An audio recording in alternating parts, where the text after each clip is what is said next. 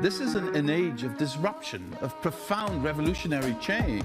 What we're really asking ministers is to empower the ambassadors. The only thing that you really push forth is the truth. You don't see many women represented when it comes to the decisions as to how to handle the pandemic.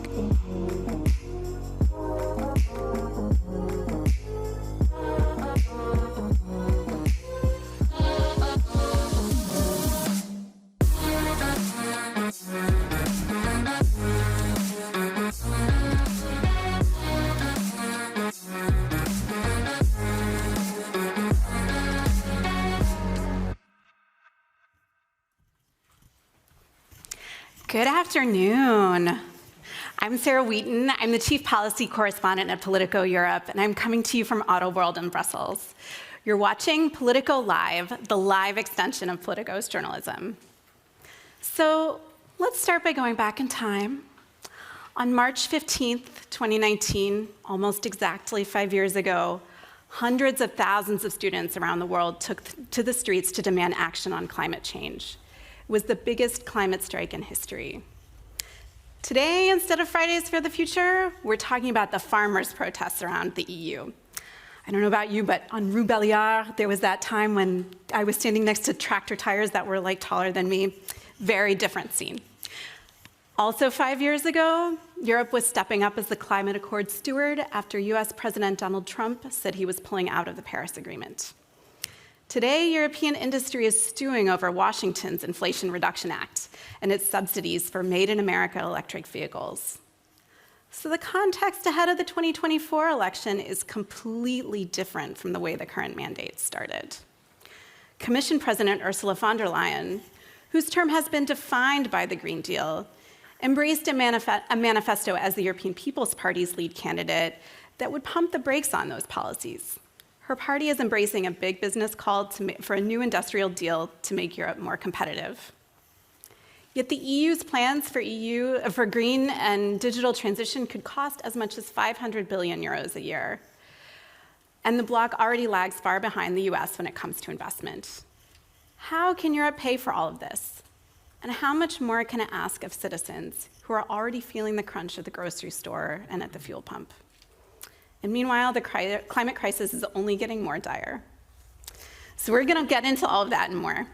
But first things first, we have some housekeeping. I would like to thank our partner Bayer for making this event possible, and thanks to our fantastic Politico Live team who've made it all come together. So here at Politico, we like to make things as interactive as possible, and that means you get to participate whether you're here in the room with me or joining us online. So you can start by tweeting about it or Xing about it at Live Politico and ask questions through Slido using the hashtag EU Sustainable Competition. And we really encourage you to include your name and organization for the sake of transparency. I will certainly prioritize the questions that are actually identified as far as where they're coming from. And you can easily get to everything using this QR code here. So we're going to start with a way you can already share your thoughts by answering the following poll on Slido, and that's presented by Bayer. We'll look at the results at the end of the discussion. And now we're going to hear some opening remarks from our partner, Heike Prinz. She's the Labor Director and Chief Talent Officer on the Board of Management at Bayer AG.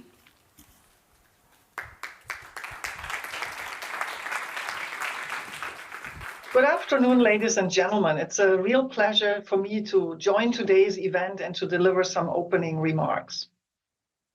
Europe is an important region, not just for me personally as a European citizen, but also for the life sciences industry and consequently for us here at Bayer. However, in recent years, Europe has experienced several major crises, an economic downturn, and also increasing political volatility. And we are also seeing attempts by other nations to challenge Europe's role in the world, especially in the economic field. I believe this requires us to act now in order to preserve the EU's competitiveness and independence, especially in key industries and technologies. At its core, this also means we need a strong social market economy providing the stability and cohesion that's required for robust democracies to flourish. This relates directly to Bayern. Our own European roots, they run really deep, with over 160 years of history and a strong footprint in this part of the world. Thus, we are demonstrating that when the life sciences industry is supported by a strong regulatory and business environment, society can leverage the benefits of extraordinary innovations. Just recently, we celebrated the 125th anniversary of aspirin, which I think is a great proof point for that. Let me elaborate this a bit further. The challenge of climate change is significantly increasing. It's impacting our way of life and our industries. Therefore, we must act decisively to limit global warming to plus 1.5 degrees Celsius, as per the Paris Agreement. To be successful on this path, industry needs to play a key role and take responsibility. To turn this into reality, we need an environment that fosters innovation and investment. Otherwise, it will just be a commitment without any actions. Further, in order for Europe to regain its competitive edge on the global stage, we must allow research and development to flourish. As European Commission President Ursula von der Leyen outlined at the beginning of her mandate in 2019, fighting climate change and strengthening Europe's competitiveness must go hand in hand. The EU has made strong progress with the Green Deal to advance towards a net zero society. It now needs to strengthen with the same rigor the competitiveness of the European economy in sustainable production models. This means incentivizing innovation, reducing administrative burden, and ensuring long-term predictability for investments of European industry in new technologies, such as AI or biotechnology. As the Antwerp Declaration of the EU industrial leaders just recently put it, there is an urgent need for clarity, predictability, and confidence in Europe and its industrial policy. The EU's position as a global leader in knowledge and science with world-class universities, I believe, is undisputed. However, the translation of this knowledge into products and economic growth is lagging behind other countries and other geographies. The gap between the EU, the US, and China is widening alarmingly. While the US leads in R&D investment and China is consolidating its advantage, the EU is at risk of falling behind. Without decisive action, this disparity will only grow. Science and also trust in science must be our guiding principle. Innovations in agriculture, such as plants developed with new genomic techniques, have the potential to address some of the EU's most pressing sustainability goals by reducing inputs and land use, while ensuring affordable access to high-quality food. Equally, advances in healthcare with cell and gene therapies can halt or even reverse diseases instead of just only treating them, and thus contribute to the EU's ambition to address unmet medical needs and, very important, giving hope to millions of people. We as Bayer are on the forefront of driving those developments in Europe. Still, these breakthroughs can only be achieved if supported by an innovation-friendly and future-proof regulatory and legislative framework. Finally, beyond just good intentions, it's critical that we consider how new legislative proposals will be implemented in the real world. This needs to become much more pragmatic, and it needs to ensure consistency of the legal framework. Europe cannot and must not become just a sole customer of innovation. The regions that produce tomorrow's critical technologies will be the ones that succeed. So it's not enough to legislate to ensure that the industry already present in the EU is sustainable. Instead, companies should be drawn to invest in R&D and production in Europe because it's simply the best place to do business. In closing, let me reiterate. Bayer stands ready to partner with the European Union in this very crucial endeavor. Together, we have to ensure that Europe remains a beacon of innovation, sustainability, and economic strength for generations to come. I want to thank you very much for giving me the opportunity to provide some thoughts on behalf of Bayer. And I sincerely hope that we can leverage this event series and all the people and partners involved to overcome current challenges and collectively drive for much needed innovations in Europe. Thank you very much.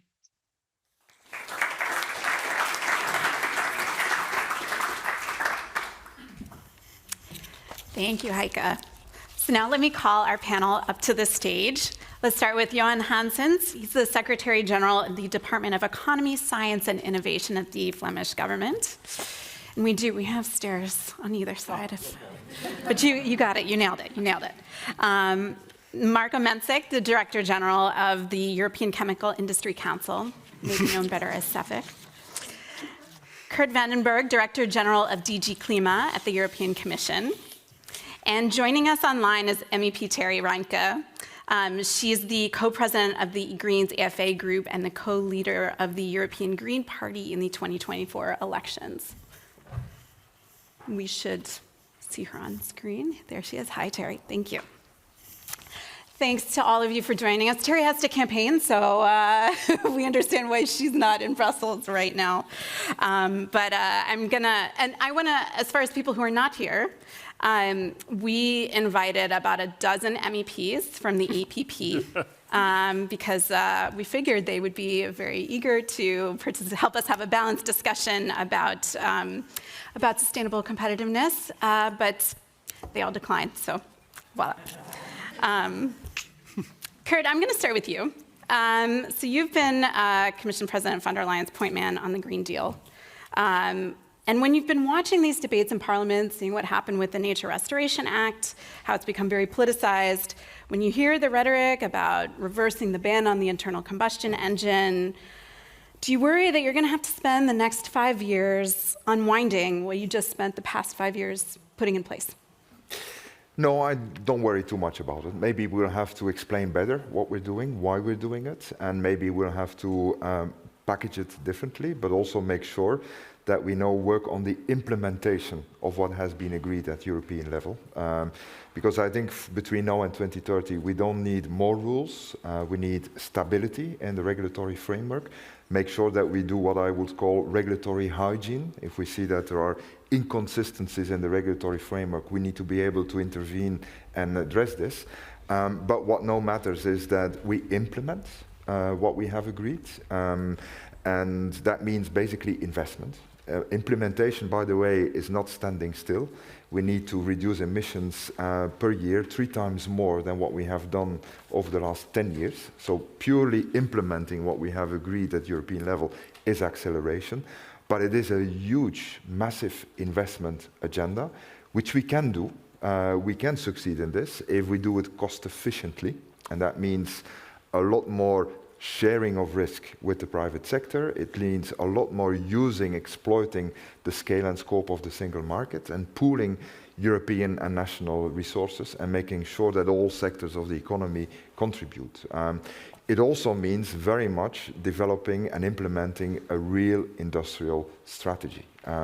Because there are a number of sectors, for example, clean tech manufacturing, or the energy-intensive sectors that we do not want to see leaving Europe. And these sectors will probably need targeted ways of supporting them to get through this decarbonization agenda. It's not so much a question of technology, because in most of these sectors, it is known how to decarbonize. The question is, can we provide the business case for these to do it here in Europe? And that's where we will need to work hard time, and we have already started. And then besides implementation, investment, and industry, there's also the whole international agenda, where we need to reach out much more to the rest of the world. The rest of the world is going very quickly on the decarbonization and green agenda. We need to realize that in 2019, when we launched the European Green Deal, we were surfing on a wave of popular support. Everyone wanted us to be acting much more for the climate, but we were alone in the world. Remember, Donald Trump had withdrawn the US from the Paris Agreement. We know 4 years or 5 years later, what we see is exactly the reverse. We see that there are concerns in Europe about what all this green transition will cost, but we're no longer alone in the world. The US may be overtaking us with the IRA. China is investing more in renewables than the rest of the world combined, and even Africa is now turning the page and going for the green transition. So I think what we need to realize is that succeeding in our climate ambition and in the green transition is no longer existential only for the ecology. It's actually becoming as existential, if not more, for our economy, our welfare in the future, and our security. So that's why I'm not too concerned that we would roll back everything we have achieved, but we need to find the right way of implementing, investing, helping industry, and reaching out internationally. Thank you. And so, Johan, you're overseeing the Belgian Presidency's discussions on sort of how to design this industrial policy with the aim of drafting Council conclusions. You know, do the discussions that you're hosting with capitals, do those reflect what Kurt has been talking about? Yes, I'm very hopeful because during the Belgian presidency, we are preparing draft conclusions on industrial policy, and we try to reach an agreement by the Compet Council in May 24th. And things are going in the right direction. There's a lot of consensus on the urgency to act, and also on the urgency to act jointly. Because in the member states, everybody is aware, but we have to act at the European level. Only there we have the lever to change things. So there will be also, during the Belgian presidency, the letter report on the future of the internal market, the broadening and the deepening of the internal market. And then during the Belgian presidency, we're trying to combine the letter report and then the Council conclusions on industrial policy. And so what are the key points of consensus, and what are the points where you're kind of trying to navigate some discord? The key point of consensus is the direction. So Europe set the direction. We need to become climate neutral in 2050. So I was also present at the Antwerp Declaration Summit, and also there, the European industry stakeholders, there was a consensus on the target and on the what. What do we have to achieve climate neutrality in 2050. The discussion can go on the how, and probably on the time frame. What is very important that from a policy side, we create the right framework conditions for the industry to meet the targets. And that means that we have to set a predictable regulation, and then let industry, the entrepreneurial discovery process in industries, do their thing. And if we look back, we can also be optimistic. The target is to decouple economic growth and greenhouse gas emissions. And if we look at the past, that was between 1990 and 2022, our economy grew by 67%. So the economy grew by 67%, but the greenhouse gas emissions, they diminished, they lowered by 32%. So it is possible. There are a lot of challenges, innovation challenges, but also there, if we combine all our academic capacity and our research and innovation capacity in Europe, and we can fuel the savings of the European citizens through innovative firms, we can do the job. And Terry, let me go to you. I mean, we talked about kind of how the politics around this have changed. You know, what happened? Did climate advocates overdo it, as probably some on the center right and right would argue? Well, as you can imagine, I would completely disagree with that. I would rather say that we haven't gone far enough, but maybe on the point of popular support and where we stand, I think it is important that we explain better, indeed, that this dualism between there is sustainability and then there is competitiveness. This is something that has to be fundamentally broken in our heads. Because right now we are in a situation where the challenge is that if we want to be competitive in the future, we have to become more sustainable. And I mean, obviously, the zero emissions agenda with that, but I also mean the zero pollution agenda with this. And yes, about the timing and the transformational periods that it takes, I think this is all politics. We can discuss about that. But I think we have to understand that if Europe wants to be competitive in the future, and I'm not only talking about the next 10 years, I'm talking about 50 and above years, we need to be the leading force when it comes to green technology, when it comes to green industry, and when it comes to green economy. And this is, I think, something that was not self-evident, apparently, for a very long period of time. And now, obviously, because of the I think sometimes perceived as difficult transformational processes, this is again being attacked indeed also by, for example, the EPP. Secondly, what I would like to say, and when we were speaking about popular support, what is completely understandable is that there is a level of insecurity in people's minds right now. You know, a lot of people are struggling to make ends meet. There are issues with social equality in our societies. So I think we have to strengthen the point again and again, also from the industrial side, to say that this climate transformation, this means building the jobs of the future. So if we want to have well-paying, future-proof jobs in industry in Europe, we need to be on the path of the green transformation. And the last point that I wanted to make, and I think this is especially surprising maybe, or maybe, disappointing about what the EPP is doing right now, the worst thing that we can do now, also for industry, also for our business and economy sector, is to reverse the path that we have been on. Because this per se means insecurity. This means that there is no predictability. This means that companies do not know whether the investments that they have already taken were going into the direction that we are going to follow on, or not have the trust to invest more. So I believe continuing on this path is of absolute importance right now. I would even say speed it up.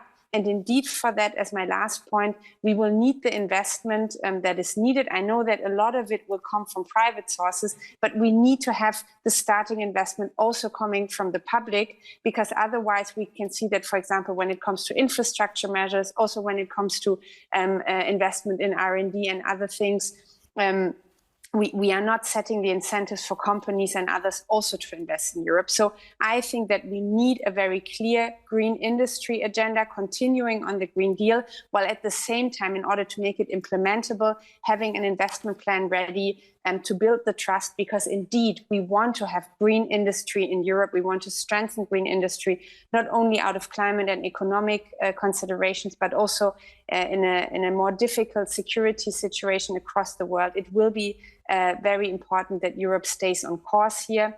And I think for that, we need to have the signals after the next European election.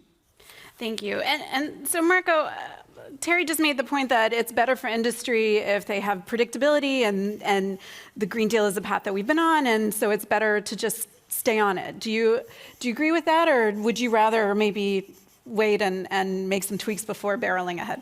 I've been waiting for things I didn't agree with so far. And that's exactly the point. I've brought the Antwerp Declaration, which I hope you have better eyes than I do, you can read from this distance. But when people read it, and this is what we offered to President von der Leyen and Prime Minister De Croo in Antwerp recently, people read the declaration, I urge you to do it, and then they say, but it's actually not against the Green Deal. And we said, that's the point. That's the first line of the declaration. The Antwerp Declaration is fully in line, but it focuses on implementing the Green Deal. And I need to elaborate there a bit, if you give me a few minutes. If you read a piece that Kurt has written, the 2040 Impact Assessment, what you basically see is that industry doesn't have until 2050, it has until 2040. That's 10 years less, in order for Europe to get climate neutral by 2050. That means 15 years from now. If you then see that the predictions made by the Commission is that we need to double electricity production in Europe, at least, and have industry investment 6.6 times the historic average. So as of today, 6.6 times the historic average of what we invest today. Plus you see we're in an economic downturn and we have an IRA. What we thought is we need help. We need all the help we can get. And it's not just Green Deal, but it's comp and it's trade and it's grow and it's klima, everything put together in one package. And that's where the only thing I didn't completely agree with Kurt, he called it an industrial strategy. I think the word industrial deal is crucial. And we've also said what we need is a first vice president on the industrial deal, like we had in this period on the Green Deal, and the industrial deal vice president to implement it. Why is that so important? I'm on my way to Houston. After this, I fly over to the US. The Antwerp meeting was noticed around the world. It's quite interesting. We have 750 CEOs and industry leaders now signing up. We're going to go through 1,000 very soon. But they all recognize the word Green Deal. The branding has been tremendous. They will understand that the industrial deal is there to implement the Green Deal. We have had many industrial strategies, to be honest. And we have had many council conclusions as well. If you see where we're at, we need the biggest investment in history in the shortest amount of time, in the middle of an economic downturn with the IRA coming, and with one extra puzzle piece. If we double electricity production but demand goes faster, electricity prices will go through the roof. If we lose the industry central and east, then you think the upcoming elections might be radical, but wait for the ones afterwards, because that's the biggest risk to climate policy now, to not end up in this situation where citizen industry will start to compete for the low-cost energy. So point 1, point 2 of the Antwerp Declaration, dear Commission, get us as many green electrons as we can get, and secondly, get us the infrastructure to make this happen. To be very practical, I have one site in the south of the Netherlands. They want to electrify.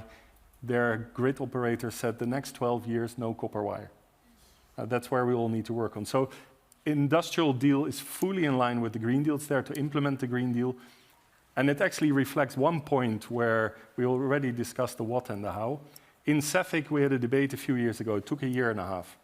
And it was about a dot and a comma, and I urge you to do the same. So we said we support the Green Deal, dot, and then everyone started by comma, but if maybe enabling circumstances, you know, all this industry language for saying no. It's actually, we support it, but actually we don't. So we spent 1.5 years and said, but it's a dot. And then we got lawyers and everything, but the dot is a problem, but we support or not.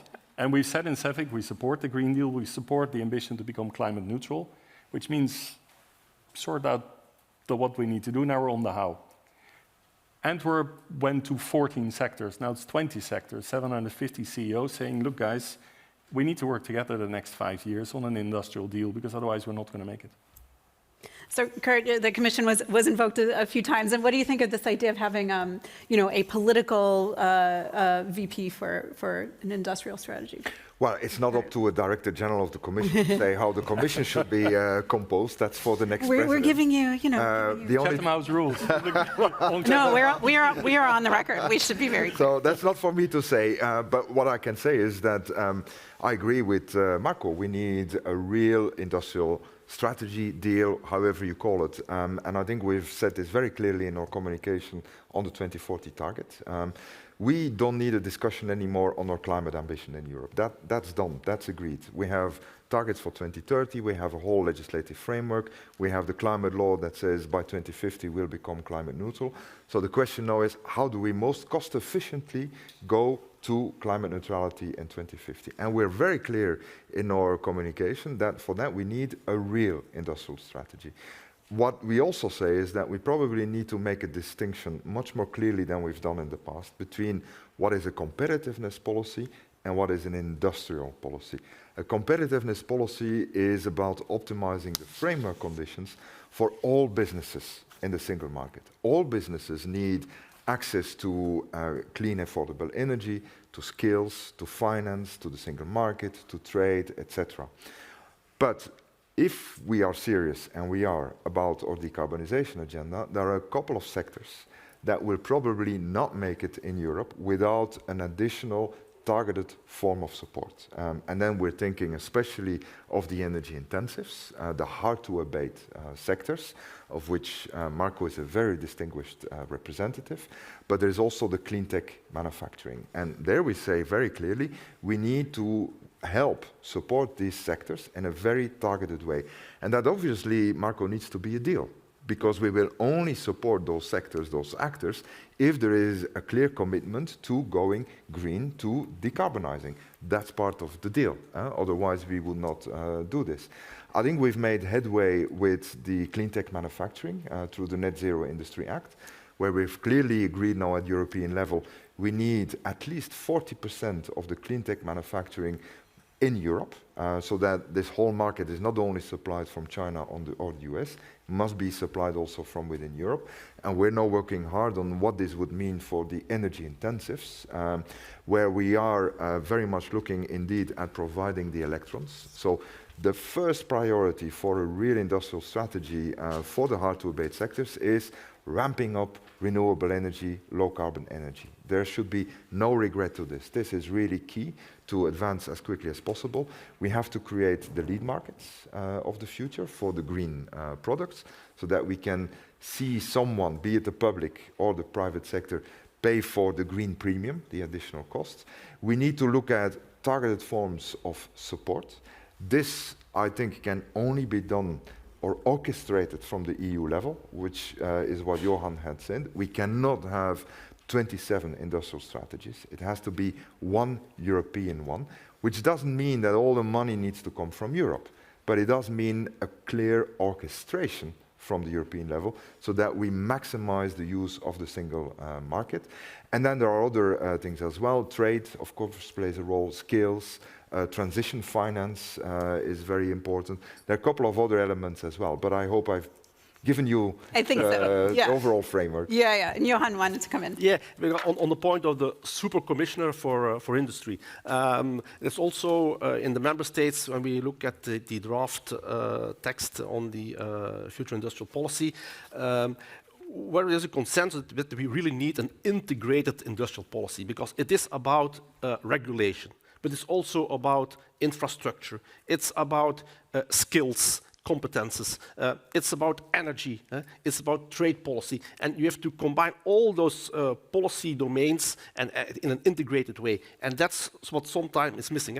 Also at the Antwerp Declaration Summit, industry leaders, they said, please give us one policy, and not an environmental policy, a trade policy, an innovation policy, a labor policy, but combine it. And I think that will be really a target for the next Commission, to have a holistic, integrated, comprehensive industrial policy. Great, thank you. And Terry, let me bring you in. You talked about, the need for investment, including some public investment.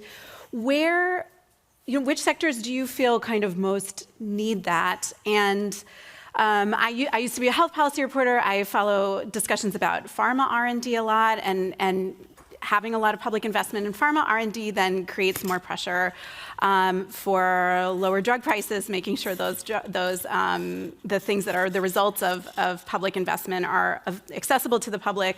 Are we just gonna, by having more public investment, are we just gonna create a repeat of these same tensions between sort of industry and civil society that we have in the pharma sector? Well, I mean, we all talk about investment, and we might all agree that there needs to be a lot of investment, but have very different understanding of what kind of investment and in what way this investment should actually be done. Because I think that indeed having an industrial deal to me is not something that, that's not the key point. I mean, obviously, I want to have industry in Europe, but for me, the key point is to have a green industrial deal. So to have an investment that is not just giving money out and spending it on, whatever industry or different companies find that they should invest money in, but to obviously have the aim, and I'm going to say it again, not only when we speak about climate neutrality, but also when we speak about investing into sustainable industrial solutions, talking about zero pollution, for example. So to have a very targeted and conditioned way of how we are investing the money. Because I think that otherwise we are doing ourselves a disfavor, because in the end, we are going to spend a lot of money without reaching the goals that we actually want to reach. So my point is, industry just for industry's sake is not going to do the trick. The trick will have to be that we come together. And I'm very happy that now there is this initiative that we can start talking about it, what kind of industry, in what shape we want to have in Europe in the next decades to come. And there my point would be that I completely agree that we need to decide on this on a European scale, because having 27 different strategies or deals or pacts or whatever you want to call them is not going to work. When we look around the world, I mean, obviously the comparisons were the US and China. a country, even a country like Germany, that is the most populous country in Europe, will not be able to go through the green transformation by themselves. But that means that we will obviously have tensions on how to build infrastructure, what kind of industries to support where. You probably remember the big discussion we had about state aid when it came to the Doppelwumms from Germany.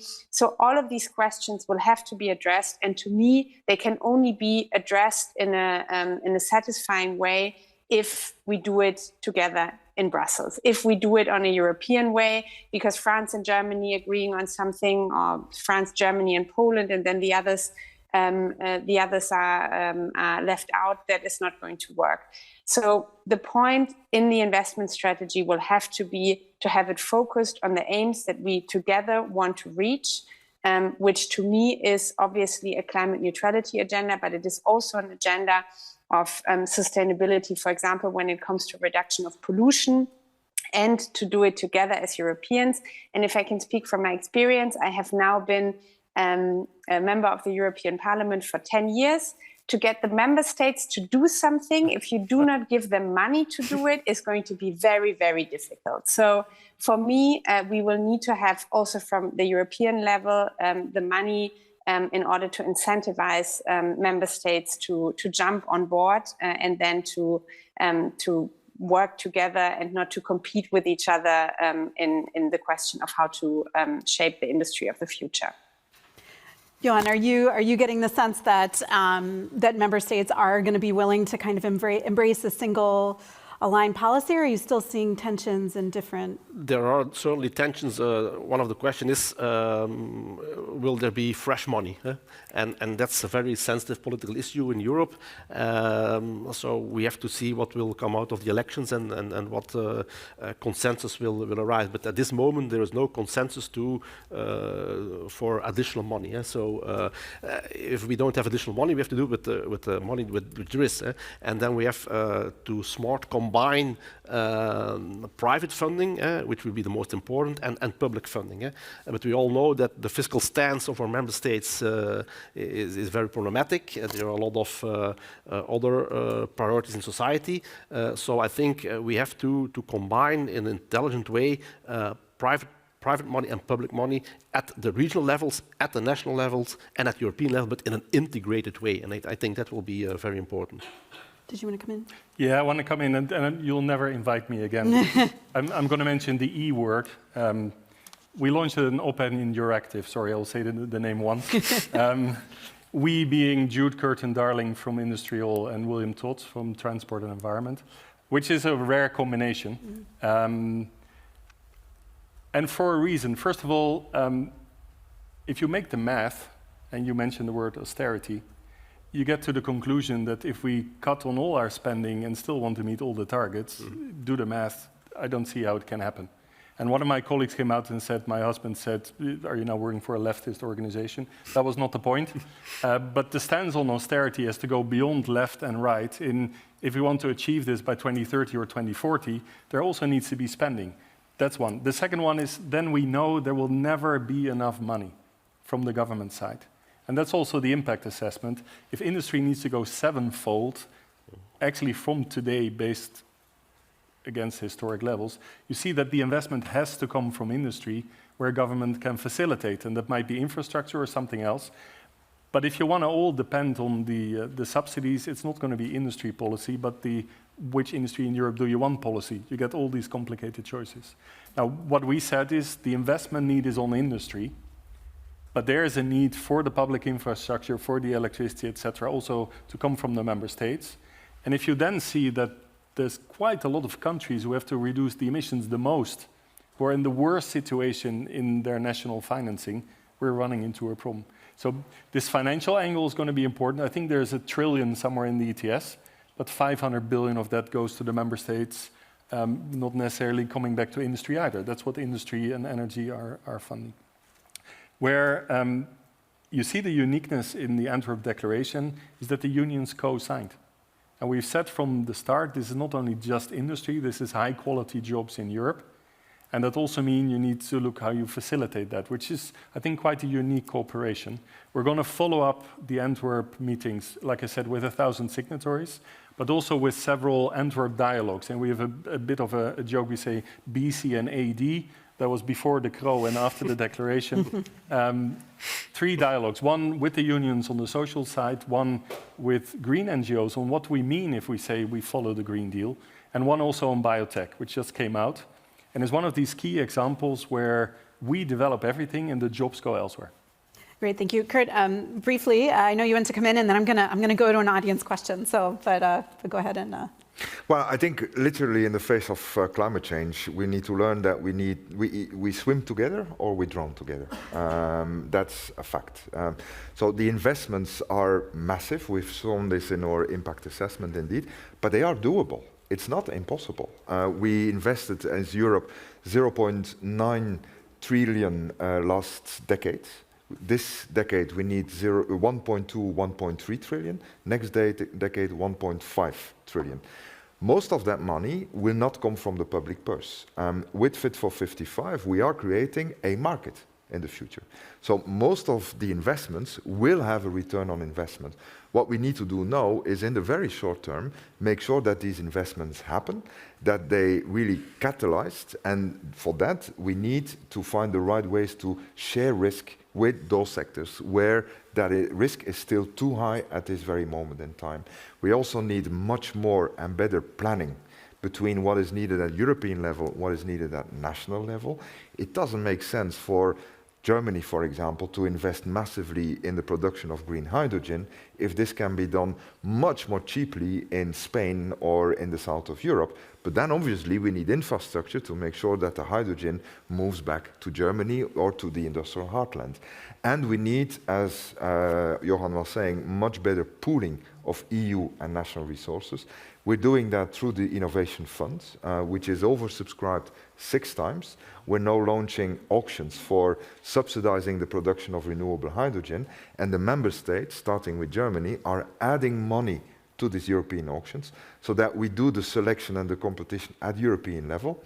We pay all the projects until our budget is exhausted, and then member states pick up projects and they fund it with their resources on their territory, but with state aid facilitation. So we offer state aid facilitation. And one interesting thing on talking about the fiscal governance framework that was recently agreed, it there clearly says that national funding, national co-funding of European programs does not count for debt sustainability ceilings.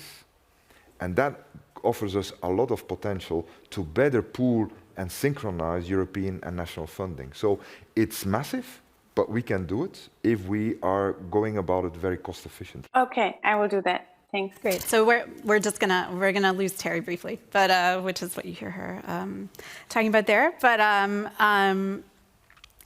thank you. So yeah, we had a question from the audience from Alfredo Mangini from Lighting Europe, who was saying, you know, how do we deal with the inequalities in states' budgets? Asking if the Commission would take the lead. You just touched on that. Any other points to make there on how to kind of equalize these state budget issues from either Johan or Marco? This is the complicated puzzle, and I'm not an expert there, so maybe Johan could come in as well. But what's clear is that the current state aid regime is helping, but you come to the second level, which is which countries have money and which don't. And you get the automated differences between the countries again. We've also seen it with the EU ETS indirect compensation file. That was almost a classic on that one. And we see sometimes also the despair in our members, not necessarily on the west side of Europe, on what's gonna happen. We have an additional problem there, is that by logic, with this infrastructure becoming so important, industry will move to where it can store its carbon, get its wind power without too many grids, and it can become a swing plant on the global market, which gives an immensely favorable position to the coast, to Spain, Portugal, for example, on the renewables. Now, if you let this run its course, then you will see a gigantic move of jobs across Europe, which you don't want because you want to keep Europe as a whole and as a well-cooperating whole. So that's where the Commission comes in and where you need the EU coordination to make sure we keep this fabric very healthy. Great. I'm gonna move on to another audience question from Emily Cox of Sinesco, and she asks, how do you see the political shift towards far-right governments changing the sustainability goals of Europe? Johan, are you seeing this play out, at the negotiating level so far? No, but what we can see is that for the green transition, we need political leadership. And we don't see much political leadership, we see political fragmentation. And that's really a danger in our path to sustainability. And that's one of the reasons why explaining to the people why we do it, we don't do it for pleasure, we do it for our planet. And I think more explaining that is very important.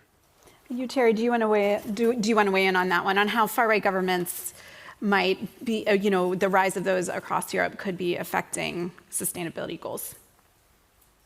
I think it is already a big problem as we speak, because we see that there are more and more center-right parties in Europe that are teaming up with the far-right, who traditionally have a very anti-European stance to start with. I mean, we just spoke about how we need to have a European green industrial strategy. I mean, if you are nationalist, you are very much less likely to actually sign up to this. But I would also like to say for the European Parliament, because obviously now if you look at the polls, there is a threat that the European Parliament is going to move to the right. And we are very often, congratulating myself a little bit, I'm sorry, but we are very often the driving force behind progressive proposals. When you look at what the Commission is proposing, then the position that the Parliament takes and the Council takes, it is very often the European Parliament that is pushing for European progressive solutions. So if we have a massive shift to the right in this European elections, I think we have to be aware of the fact that this could block not only the Green Deal agenda, but anything progressive in the next years. Because if we do not have pro-European democratic majorities in the next European Parliament anymore, then moving forward with the speed that is needed, because it was rightly said, the pressure is so high to do these investments now, to build a common strategy together on a European level, to build the infrastructure. This is not something that in 15 years we need to be able to move hydrogen from A to B in Europe. This is something that has to be done now. And if we have a shift to the right, I'm very, very afraid that this is not going to be possible anymore. So the citizens really have a choice on the 9th, or between the 6th and the 9th of June, on whether they want to move forward on this path, working together, trying to build the foundations for the green transformation and actually implementing the Green Deal, or whether we fall back and then basically reverse the important steps that we have already taken. Thank you. And another audience question, it's anonymous, which is disappointing, but it has the most votes, so I will ask for it. And I think it reflects a bit the argument that if there were an EPP member on this panel that they would try to make, which is that they are sort of serving as a bulwark against the far right by winning elections in member countries and taking on board some of the concerns.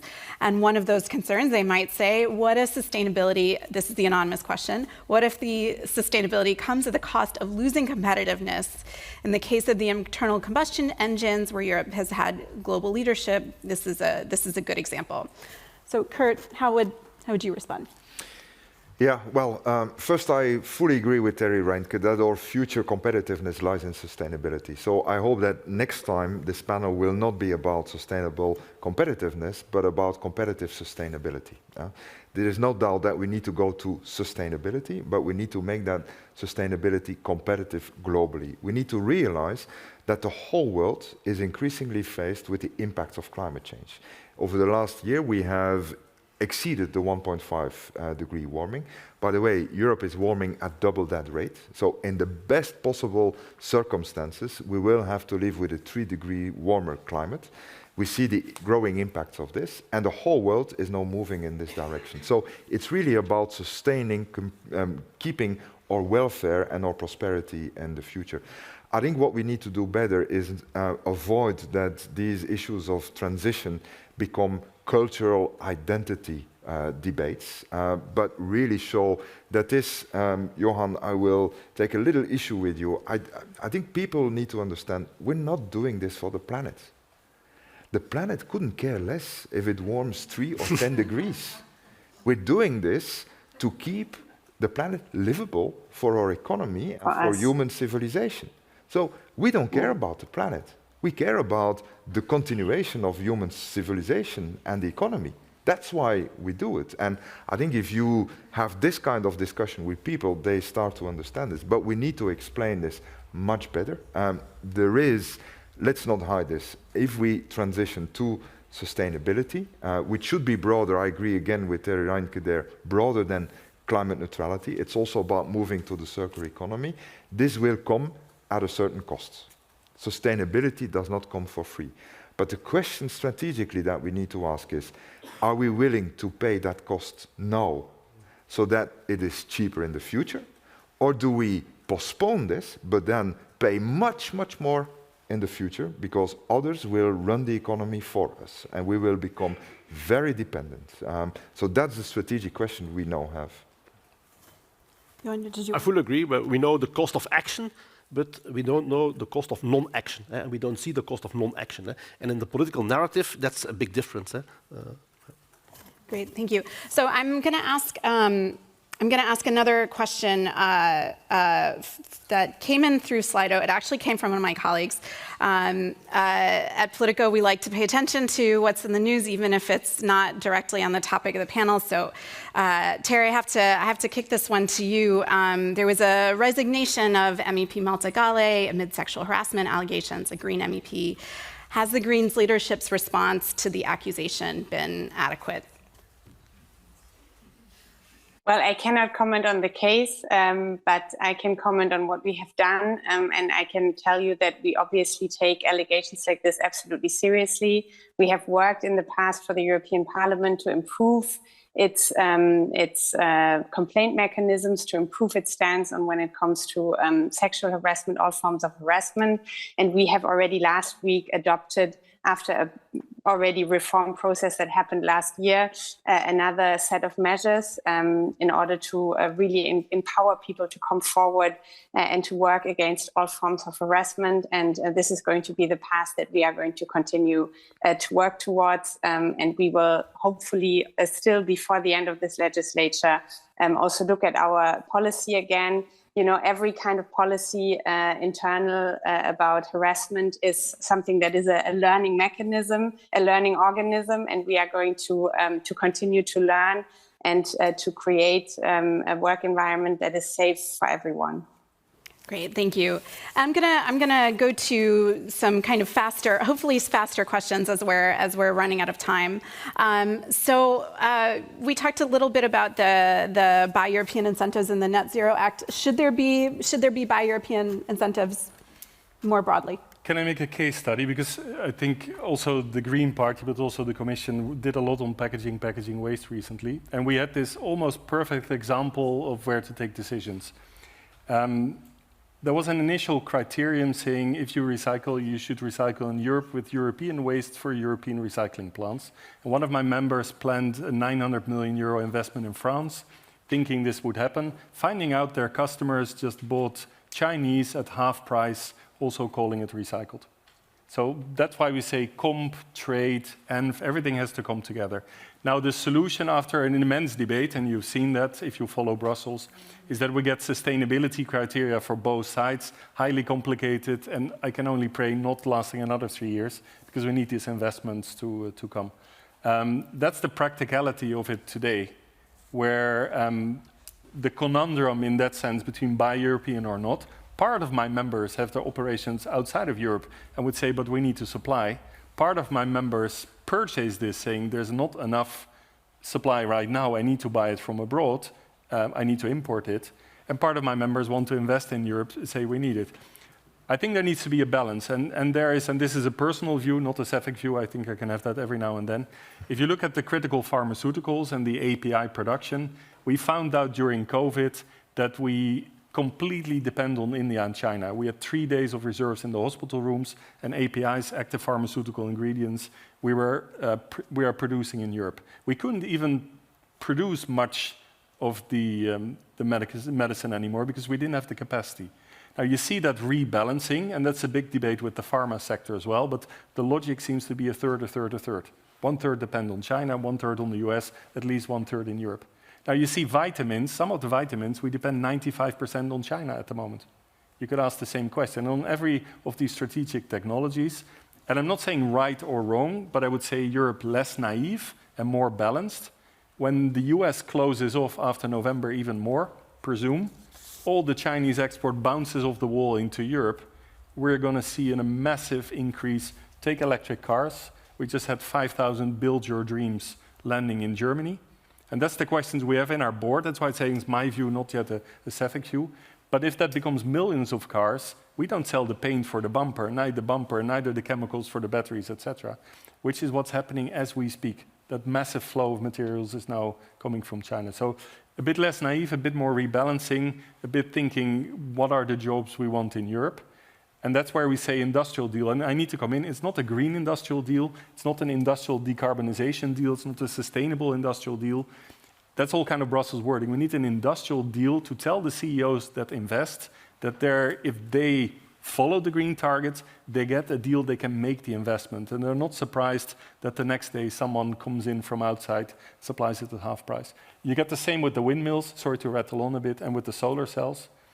Is solar savable or not? It's a debate, but we need the cheapest electricity possible. We also want to sell the chemicals for the solar panels.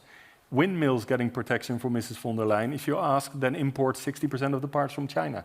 What's the logic there? So we said with the Net Zero Industry Act, first version we said it was a Zero Industry Act. We were a bit blunt, sorry. But now you saw in the trialogue, the very last moment, the link is added. I can perfectly see that we get an energy tax which takes away the tax on electricity, which is used to make hydrogen, which is going through membranes, which partly we make, and then the hydrogen is supplied to industry. So combine trade and comp and industrial policy and start thinking European value chains. Well, I completely failed at turning that into a lightning round question, but sorry. But for the others, if you want to engage on whether we should have more explicit buy European policies, but incorporate into your answer how to reconcile that with broad public anger over inflation right now. Terry, do you want to tackle that one? Well, maybe I'm going to tackle it from a different angle, because honestly, I think that if I sit together with Europeans and discuss about industry policy or basically any kind of other policy, I always have the feeling it's very problem-oriented. And I think we have huge challenges ahead of us. But at the same time, I also want to remind us that we have a big industrial base, that we have a lot of very positive preconditions in order to make this happen, because we have access to capital. We already have running plans that we need to transform, but they are there, they didn't disappear. I live in Duisburg myself. We have the biggest integrated steel mill there, and they are probably, hopefully in 2026, going to start producing green steel. We have skilled labor force. We have infrastructure already. Yes, we need an update. We need to have massive investment into infrastructure.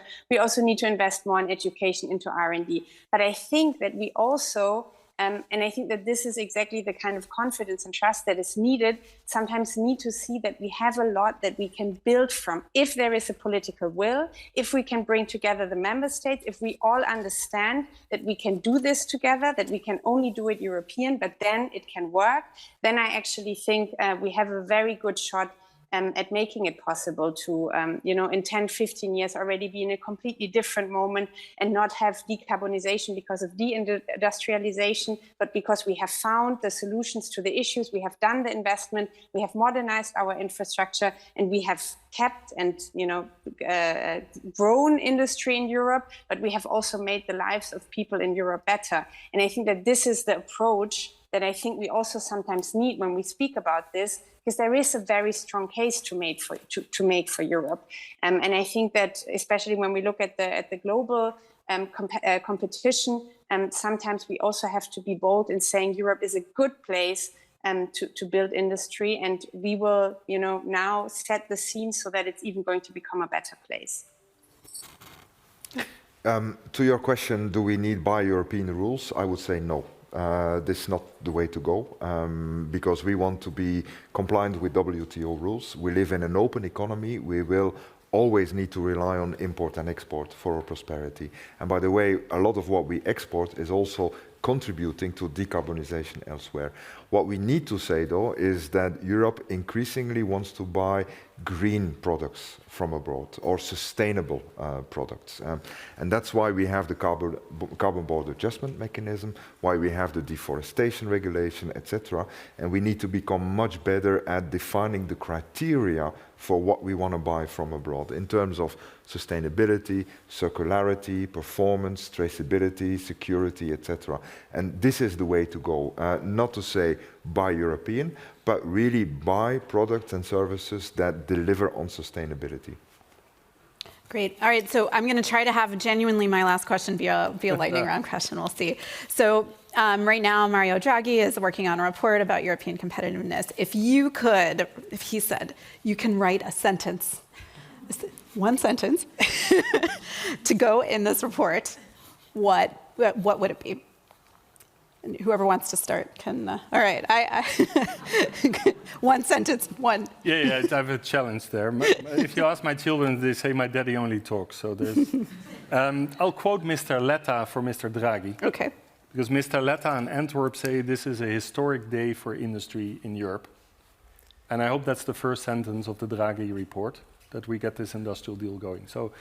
This is a historic day for industry in Europe. Dot. First sentence. Mr. Okay. Dot. There we go. My sentence to Mr. Draghi would be, we will only sustain our competitiveness if we make sustainability competitive, and we need for that to invest very cost efficiently altogether at European level. Okay, compound sentence. Go on. And for me, we all agree on an integrated industrial policy. Great. Terry? Put your money where you want to go. We need money and we need investment and we need it now. That would be my wish. All right. Thank you. Am I just hear me? No. All right. I'll be loud. All right. Well, thanks so much to everybody for joining us here. So this was a really interesting discussion. I think Terry's last words about money. I feel like that's still the big question that we didn't quite answer. Is everybody agrees that we need money, but it's not totally clear where it's going to come from. Still some lingering tensions over whether we can choose. Hi. All right. As I was saying, thanks to everybody for being here. We were closing out this discussion with the lingering question of where does the money that we need come from? Who needs to be spending it? Which sectors deserve it? Also, still some tensions about this idea of whether you can have a green industrial policy or just an industrial policy. And we also heard the challenges for people who do want to see greener policies in this kind of current political climate of selling them better. I thought Kurt's idea of who cares about the planet was an interesting one. So thanks so much to our panelists for joining us. Thanks as well to our partner Bayer. Let's take a quick look at the results of their poll. And thanks to you, the audience, and hopefully the poll is, it's on the side here. I see different screens than you. So thank you to our audience, whether you were online or here at Auto World, for joining us. And we'd love to hear your feedback. So feel free to email us about the event at live@politico.eu. Finally, you can check the Politico events website, www.politico.eu/events. And we'll also have more information about our next events on the screens. To see the latest lineup, including our Competitive Europe Week at the beginning of October and the Sustainable Future Week at the beginning of December. We hope to see you there. And finally, for those of you who are here joining us in person, the Auto World Museum, which is at this point closed to the public, is open for free for you to wander around and take it in. So you can get a little something to drink and imagine that you're drinking and driving. So yeah, not the most sustainable recommendation, but a good incentive. Politico tomorrow morning. Exactly. All right. So yeah, thanks everybody for being here. Have a good evening. Bye.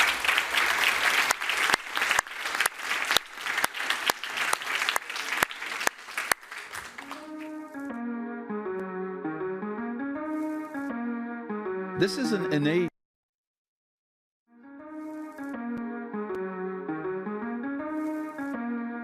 This is an age of disruption, of profound revolutionary change. What we're really asking ministers is to empower the ambassadors. The only thing that you really push forth is the truth. You don't see many women represented when it comes to the decisions as to how to handle the pandemic.